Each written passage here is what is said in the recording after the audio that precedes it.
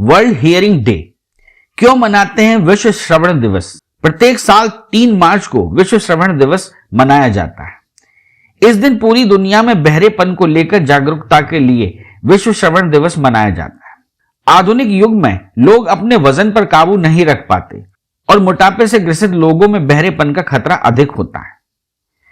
विश्व श्रवण दिवस पहली बार साल 2007 में अंतरराष्ट्रीय कान देखभाल दिवस द्वारा विश्व भर में मनाया गया था। सुनने की क्षमता में कमी या बहरापन एक ऐसी स्थिति है जहां व्यक्ति अपनी श्रवण क्षमता अर्थात सुनने की क्षमता को खो देता है।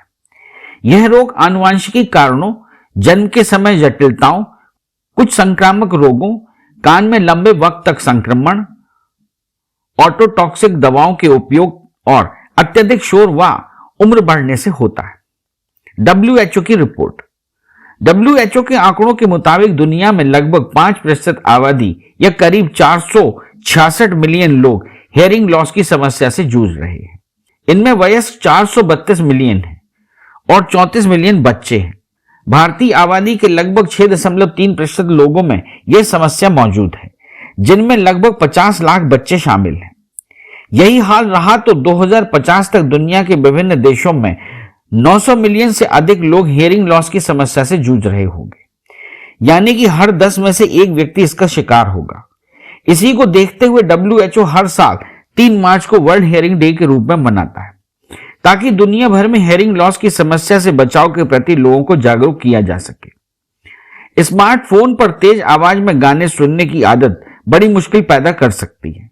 संयुक्त राष्ट्र संघ स्वास्थ्य विशेषज्ञों ने कहा है कि दुनिया में 12 से 35 साल की उम्र के करीब 1 अरब से ज्यादा लोगों की सुनने की शक्ति कम होने या उसे पूरी तरह खोने के जोखिम का सामना करना पड़ सकता है। सुनने की क्षमता में कमी के मुख्य कारण उम्र बढ़ना, हानिकारक या अन्य बीमारियों में दी जाने वाली दवा, शराब या तंबाकू, कान का संक्रमण, चोट लगना, उच्च रक्तचाप या मधुमेह, शराब पीना या धूम्रपान करना। समय पर रोग की पहचान जरूरी। देश में सुनने से लाचार नौजवानों की बहुत बड़ी आबादी है, जिससे उनकी शारीरिक और आर्थिक सेहत पर भी बहुत बुरा असर पड़ता है। चिकित्सक के अनुसार समय से रोग की पहचान और बहरेपन का इलाज बहुत ही जरूरी है। अपने जीवन के प्रारंभिक चरण में मिली उच्च सहायता से बच्चा अपनी कमी से उबरकर तेजी से बोलना और बातचीत करना सीख सकता है। इससे उसे समाज की मुख्य धारा का अंग बनने का भी मौका मिलता है। हमारे कान शरीर के 5 ज्ञानेंद्रियों में से एक है, जो हियरिंग यानी सुनने में मदद करते हैं। यह हियरिंग 2 तरह की होती है, एनवायरमेंटल और विचारों के आदान प्रदान के लिए बोले जाने वाली भाषा की आवाज। आज दुनिया में ऐसे लोगों की संख्या खासी है जो जन्म से ही सुन नहीं पाते और मूक बधिर की श्रेणी में आते हैं। वहीं ऐसे लोग भी हैं जिनकी सुनने की क्षमता धीरे धीरे कम होती जा रही है या आंशिक तौर पर केवल एक कान से ही सुन पाते हैं, लेकिन उपचार कराने से भी कतराते हैं। जबकि शुरुआती अवस्था में ही अगर इस समस्या को पहचान लिया जाए और समुचित उपचार कराया जाए तो हियरिंग लॉस की समस्या से बचा जा सकता है। हियरिंग लॉस के प्रकार। जब साउंड वेव को ब्रेन तक पहुंचने में किसी तरह का अवरोध पैदा हो जाए तो हियरिंग लॉस की समस्या हो जाती है। Conductive hearing loss. भारत में सबसे ज्यादा हियरिंग लॉस ईयर इन्फेक्शन या ईयर ड्रम में होने वाले होल के कारण होता है। यह इन्फेक्शन आमतौर पर कान में पानी जाने या सर्दी जुकाम के कारण होता है। जुकाम होने पर निकलने वाला पानी नाक और कान के मध्य भाग को जोड़ने वाली यूस्टेकियन ट्यूब में चला जाता है। ट्यूब को ब्लॉक कर पस या इन्फेक्शन का रूप ले लेता है। इन्फेक्शन मिडिल ईयर तक पहुंचकर ईयर ड्रम में होल कर देता है। कान में दर्द रहता है और पस एक्सटर्नल ऑडिटरी कैनाल से बाहर निकलने लगता है। कई बार यह पस साउंड को ब्रेन तक पहुंचाने वाली मिडिल ईयर की हड्डियों में भी चला जाता है। यह होल साउंड को इनर ईयर तक पहुंचाने में बाधा डालता है, जिससे हियरिंग लॉस होता है। Sensory neural hearing loss. हमारे कान सेंसरी ऑर्गन है।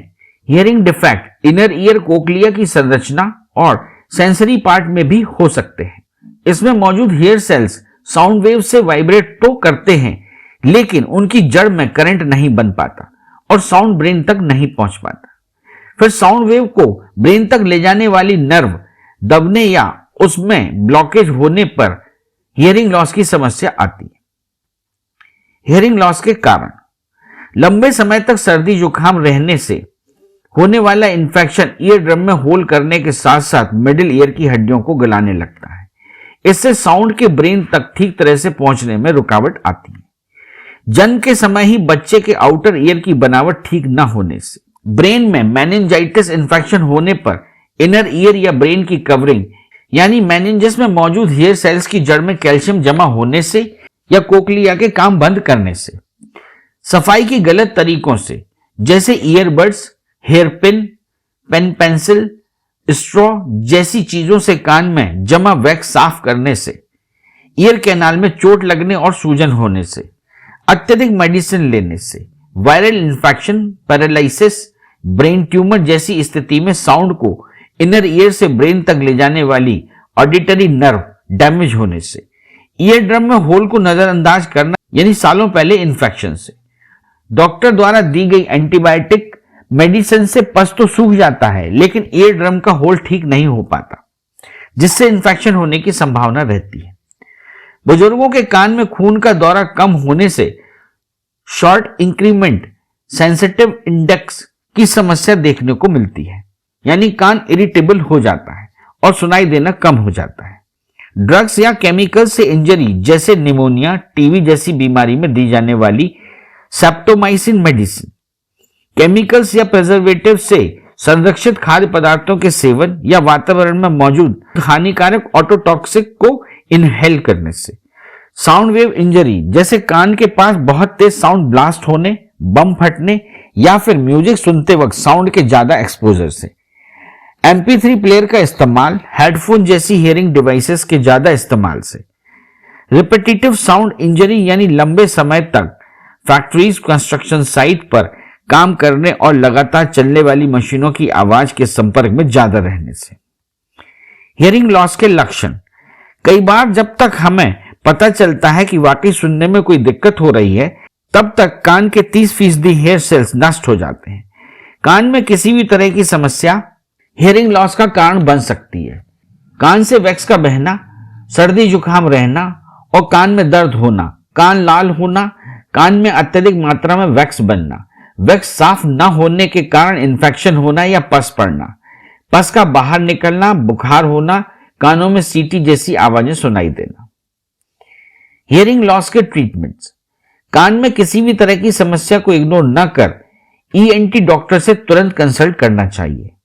डॉक्टर कान के अंदरूनी भाग की जांच कर इंफेक्शन का पता लगाते हैं और ऑटोमाइकोटिक प्लग लगाकर इंफेक्शन को साफ करते हैं। कान में डालने के लिए एंटी फंगल या एंटी बैक्टीरियल ईयर ड्रॉप्स या एंटीबायोटिक दवाएं दी जाती हैं। माइक्रोस्कोपिक सर्जरी, ईयर ड्रम या पर्दे में हुए होल और साउंड कैरी करने वाली हड्डियों को मायरिंगोप्लास्टी या टिपेनोप्लास्टी से रिपेयर किया जाता है। शरीर के विभिन्न अंगों, मसल्स के टिश्यूज या कान के पीछे की कार्टिलेज के साफ बोन से नया पर्दा बनाया जा सकता है या फिर सिलिकॉन, टाइटेनियम, टेफ्लॉन की रिप्लेसमेंट टिश्यूज की बोन्स तराश कर आर्टिफिशियल रिप्लेसमेंट लगाया जाता है। कोक्लियर इम्प्लांट, जन्मजात दोष वाले बच्चों की माइक्रोस्कोपिक सर्जरी से कोक्लिया की जगह electromagnetic implantable cochlear device implant की जाती है। इसमें एक तरफ इलेक्ट्रोमैग्नेटिक कॉइल कान की स्किन के नीचे इम्प्लांट की जाती है, दूसरा वायर वाला हिस्सा इनर ईयर तक जाता है। साउंड को इलेक्ट्रिकल एनर्जी में कन्वर्ट करके नर्व के सहारे ब्रेन तक पहुंचाया जाता है। यह सर्जरी काफी महंगी है। हियरिंग एड, हियरिंग लॉस के उपचार के लिए हियरिंग एड का सहारा भी लिया जाता है। आमतौर पर सर्जरी के भय या आर्थिक स्थिति के कारण बच्चे और बुजुर्गों के कान में ये लगाए जाते हैं। डॉक्टर उनकी हियरिंग लॉस की स्थिति के हिसाब से डिजिटल या प्रोग्रामिंग हियर एड उन्हें देते हैं। हियरिंग एड मोटे तौर पर 4 तरह के होते हैं: body type hearing aid, behind the ear hearing aid, in the canal hearing aid और completely in canal. Hearing aid 5,000 से शुरू होकर 2 लाख से 3 लाख तक के होते हैं। सावधान रहें, समय समय पर अपनी श्रवण क्षमता की जांच कराना जरूरी है। और समस्या को इग्नोर ना कर इलाज कराना चाहिए। पेरेंट्स को सतर्क रहना चाहिए कि अगर बच्चा जन्म के 4-5 महीने बाद भी उनकी आवाज पर प्रतिक्रिया नहीं दे रहा हो तो तुरंत डॉक्टर से कंसल्ट करना चाहिए। जब भी सर्दी जुकाम के बाद कान में दर्द हो रहा हो तो ईएनटी सर्जन को तुरंत दिखाना चाहिए। इन्फेक्शन से कान से पस बाहर आने की स्थिति में केवल पस सूखने तक ही नहीं बल्कि ईयर ड्रम के पूरा ठीक होने तक इलाज कराना चाहिए। कान की वैक्स जबड़े से खाना चबाने के दौरान अपने आप बाहर आ जाती है। डेली रूटीन में नहाते वक्त कान को उंगली से साफ कर लेना ही काफी है।